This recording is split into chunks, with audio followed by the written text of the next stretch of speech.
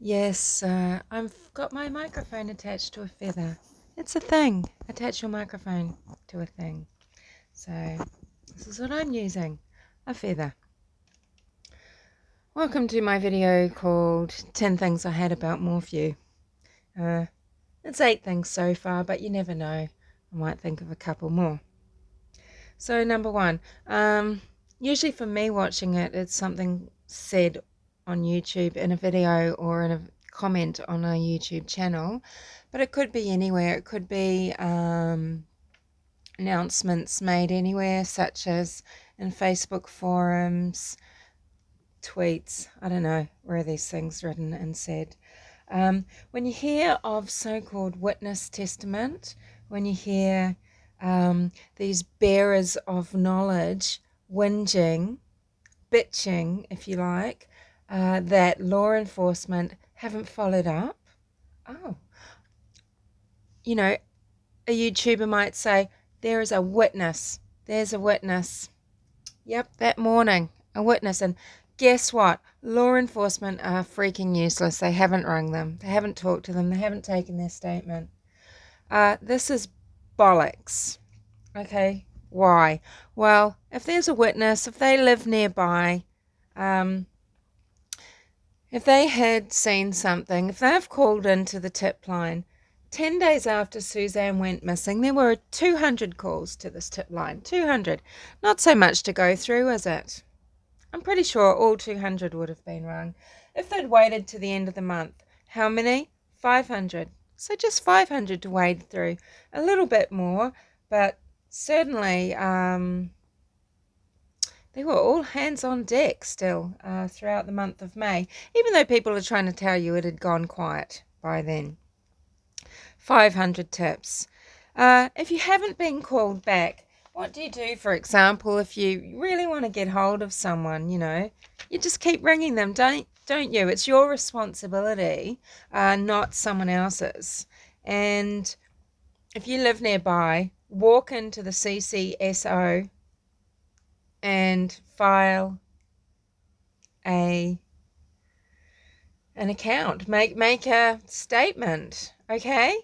Don't bitch to YouTubers that no one has contacted you from law enforcement. This is so batty. All it can be is that you are full of shit.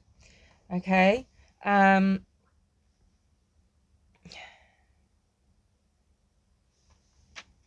Yeah. Go to the cops. Don't talk about it online. Don't say, oh, well, I rang the tip line. Go to the cops, even if you live out of state. You could drive in, you can call in, just keep calling. Sometimes things get missed, and do you know what? There are thousands of tips that have been phoned in to the tip line now. Okay, so you need to take some responsibility yourself. If you are deadly serious about the information that you have, or if you just need to know in your own mind that you've done whatever you can to present something that might help, you need to do it. It is not up to law enforcement to chase you up because things get missed. Okay, it's just a fact of life. Grow up and face it. Number 2, there is so much white noise. So much white noise. It's black pollution. It's written and it's verbal. And I am guilty of this as well. I make YouTube videos about it. But more about that later and the reason for it. Number 3, people going on about corruption. Yeah, okay, well, if there's corruption between Barry Morphew and Spezzy, well, don't you think Spezzy would be thinking at some point, the feds are going to get involved, CBI are going to get involved, they're going to be investigating everything. They're going to know that I've got a weird connection with Morphew. They're going to see that I've dropped the ball. I'm going to be in danger here. Do you really think, that if Spezzy had anything to do with it, that he'd still be in office on the case or whatever. I mean, how far is this corruption going? How deep are the Morphews' pockets? They didn't have this kind of money, okay? And whether it's done monetarily or just through favors or whatever. Look, are you saying that the FBI are corrupt as well, and that, you know, when they investigated, that they're actually useless, and they haven't seen that Spezzy has hindered, not helped, this investigation into the missing case of Suzanne Morphew? Is that what you're saying? I think it's better just in this instance just to sit back, sit off that scenario for now, because when you want law enforcement to help you, oh, what's the best thing to do? Not accuse them of corruption. When you want law enforcement to cooperate with you, you know, maybe accept you being in the area, accept you being a busybody, and I'm not saying it as in helping find Suzanne Morphew as a busybody, but if you are putting yourself into a case, but you are completely wheedling and needling at the very people who are elected and charged with solving the case, law enforcement, then are you being helpful, or are you being just a busybody for your own purposes? So it helps nobody to pick on law enforcement. It is interesting that Barry Morphew picked on law enforcement, because usually families would want to have them on side, to be helping them in every way that they can, unless you maybe truly thought that something was not done very well. I mean, you might speak up, but it would put you in a difficult position. Would you feel like you could speak up because, you know, you've got someone in your pocket? I mean, why would you aggravate the person that is going to help you get away with something? You know, that's my number 3. Just drop it in regards to law enforcement's corruption and, you know, uselessness, because it's actually not serving any Find Suzanne campaign at all. Number 4, the fourth thing I hate about Morphew, I mean, see, we don't know enough. We don't know enough about the site searches that were done, why places were done and why they weren't. We don't know why law enforcement never looked at the actual land that the Morphews own, and that's Mrs. Senior and Barry and Suzanne. They've never looked at the Longhorn Ranch site, where the deeds are in the name of the Morphews, and whether, you know, we don't know, did they just not get a warrant when they requested it, or did they not see a point in getting it, or is this what you're saying the corruption's partly about? You know, if they can get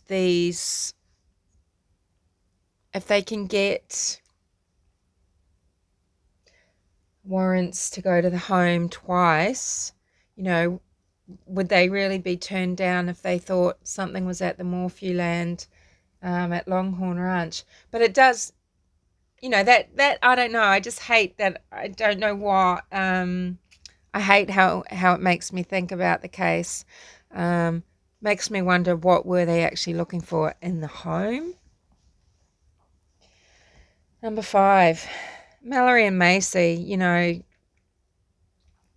whether they're afraid, whether they just really desperately are protecting their privacy. You know, it's not fair to juxtapose other cases onto this one.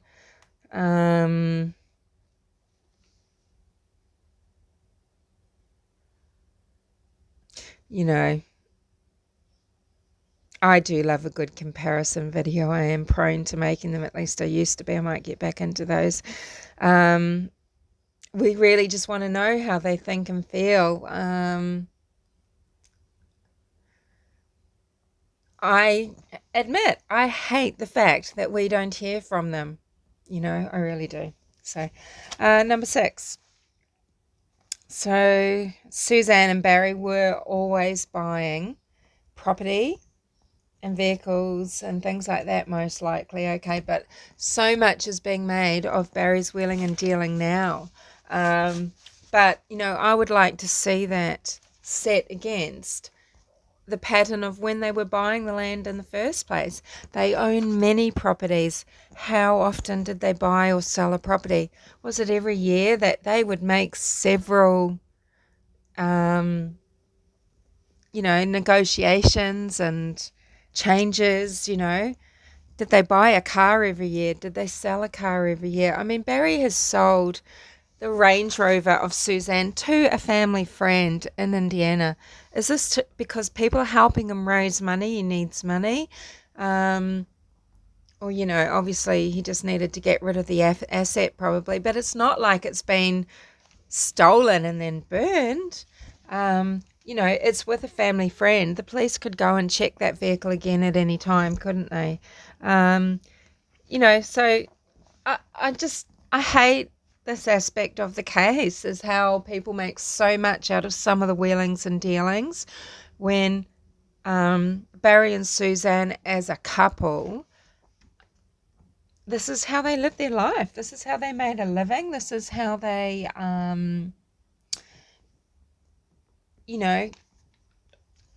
managed to enjoy their lifestyle. They acquired property. They probably sold property.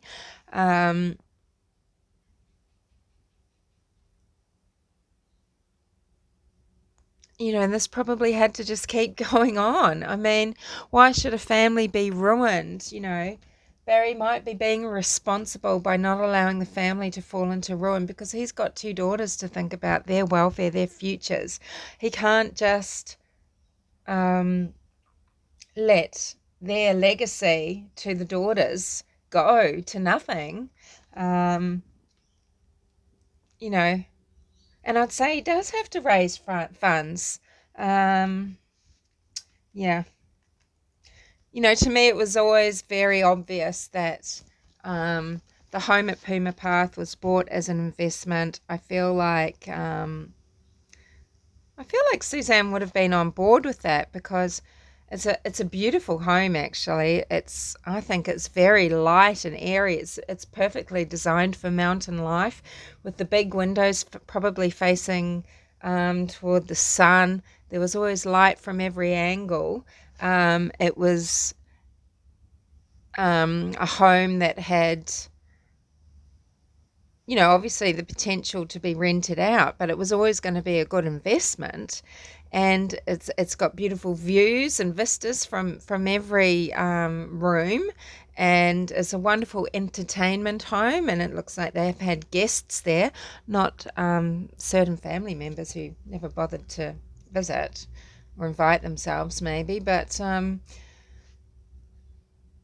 it's a great investment and a great place to live while you're building a dream home at Longhorn Ranch in Salida on a 2-acre plot. 2 hectares is nearly 5 acres. So, the size of the fire where the cabin was. It's, yeah, I've looked at those properties myself out of interest in a rural lifestyle, and it's a good size. It's not, ranching size, but you can have a little hobby farm there, or just grow some trees or a fruit grove. But it's not a massive size at all,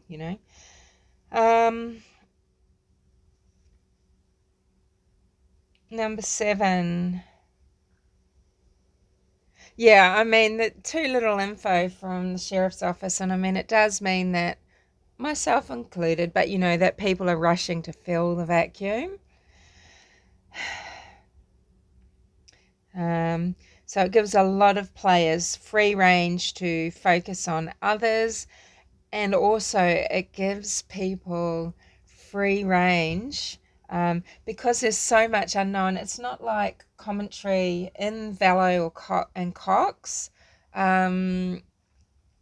cases where there's a lot of information and you can discuss a lot of aspects of the case. There's so much available that you can genuinely discuss real life possibilities and outcomes, etc.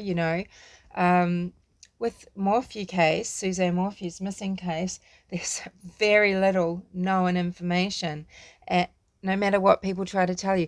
And so it's allowed is this vacuum where these snake oil salesmen can come in, create a fantasy persona, and spend a lot of time filling the void, writing huge, long missives online, I guess making videos, but you've got everything that's going on even on the Facebook page of the Chaffee County Sheriff's Office. It goes beyond white noise, and it's just creating absolute black smog. Absolute black smog. Number 8. And it's the domestic violence allegations. And what I hate about this isn't that people are questioning this. I mean, of course people are going to question this. And I guess this is twofold, because I don't like it when you're going to compare it to people like Alex Sharkey, who was clearly stating that she was leaving her marriage, who was clearly being beaten and harmed by her much older, and in all honesty, yes, in this case, possibly steroid-taking husband. Okay, so allegedly.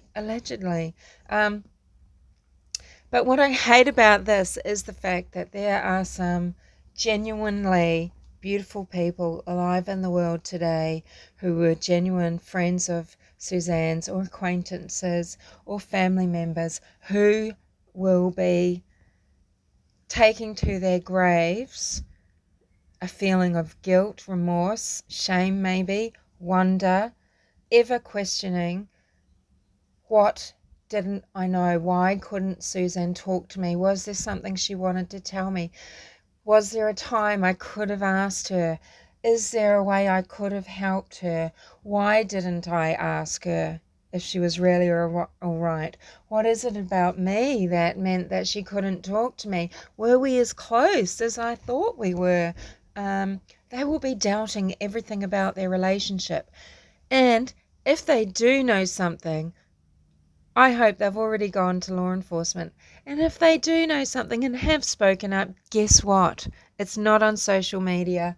It's not, okay? It's just not. We don't know about it. Not hearing about it could mean anything, okay? It doesn't mean people haven't told law enforcement what they know. It doesn't mean that law enforcement are now trying to confirm more. We can't assume anything, because I would hope that someone that genuinely has information has just gone to law enforcement and is not divulging this information online or in any other, way.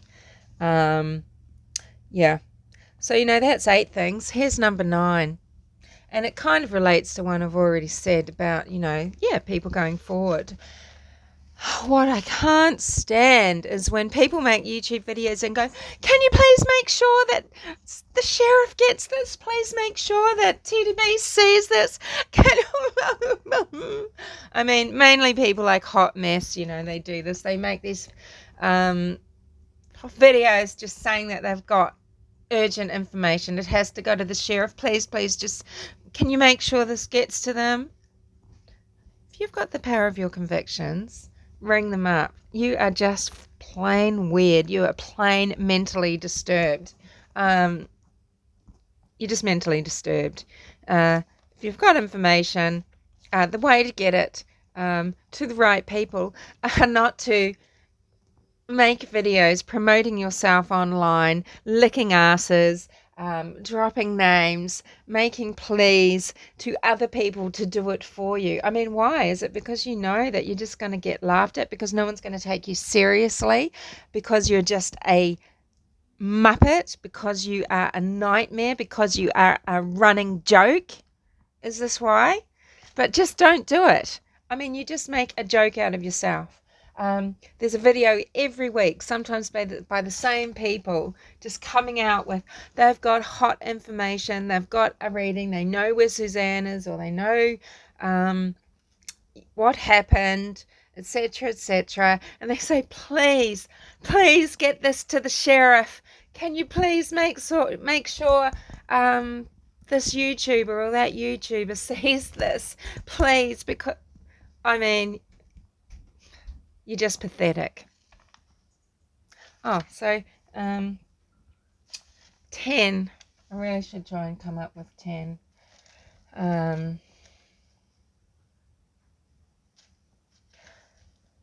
The complicated way that people are looking at this, because I think now it's time to really strip things back and start again. When you've got lists that are 70 lines long, 100 lines long, but they're just full of piffle, pull it back. Things that can't go on the list are things like, Morgan Gentile heard Barry's truck idling outside her flat at 4 a.m. Okay, that's not a fact. So it's misleading you. Maybe just pare everything back to things that are wholly, utterly substantiated. Everything else, just take it away and just see what you're left with, and maybe start again from that angle, and see where it leads you with a fresh view. Because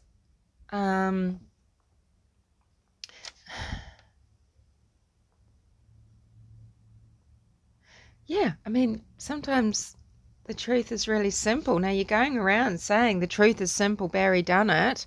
Well, don't make it so complicated then, and maybe you can solve it, or help county's sheriff office solve the mystery.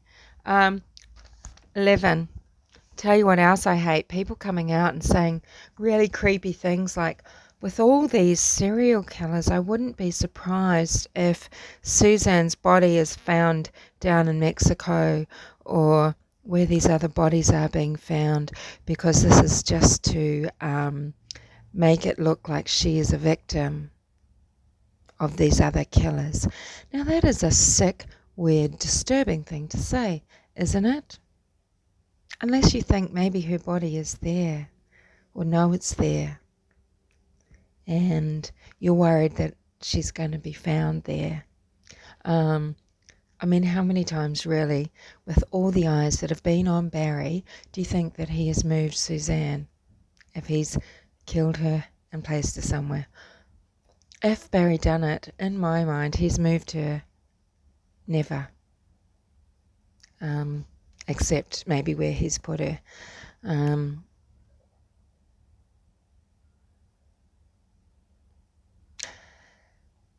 This case, I mean, it's not like other cases where I have made a lot of videos saying, hey, this is what I think. But that's because there's been a lot of footage, and there's been a lot of fact. And that would be, just for instance, all my playlists with information, discussions I've had about Melanie Gibb, Laurie Cox, Chad Daybell, Melanie Boudreau, Pulaski, etc. Okay, so because there's a lot of fodder there, and you can speculate based on a lot of facts. And, in this case, it's hard to do. There's a few things that I haven't come out and said. There's one in particular, which is my idea that if it was Barry Morphew, which I wholly believe innocent until proven guilty, and that is proven guilty beyond reasonable doubt in a court of law. But how would he have done it? Yeah. But I don't know if I feel it's right in this case to make that sort of speculation, because there's so few facts. I know people think they've got facts, but they're just facts maybe about Barry Morphew. It's not a fact about what happened to Suzanne. And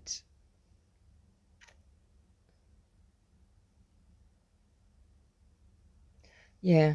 I've been guilty of, at the start especially, just as each thing came out, I'm like, okay, well, if this is the case, could be this or this. But now it seems, yeah, we are just filling the vacuum. And, I don't have any right to say what I think Chaffey County Sheriff's Office should do, obviously, but I do wish that they would say more. Um, I mean, I know they're probably in a difficult position and can't, and that could be for any reason, but, we're filling the vacuum. But when they've got so much bullshit and jelly bean on their very own Facebook page and they're not nipping that in the bud, yeah, they need to do something about that. People are saying the new DA is going to come in. I don't know why you assume that Sheriff Spizzy is going anywhere, okay? Why do people think that Sheriff Spizzy isn't going to be in office? You don't know that. Um,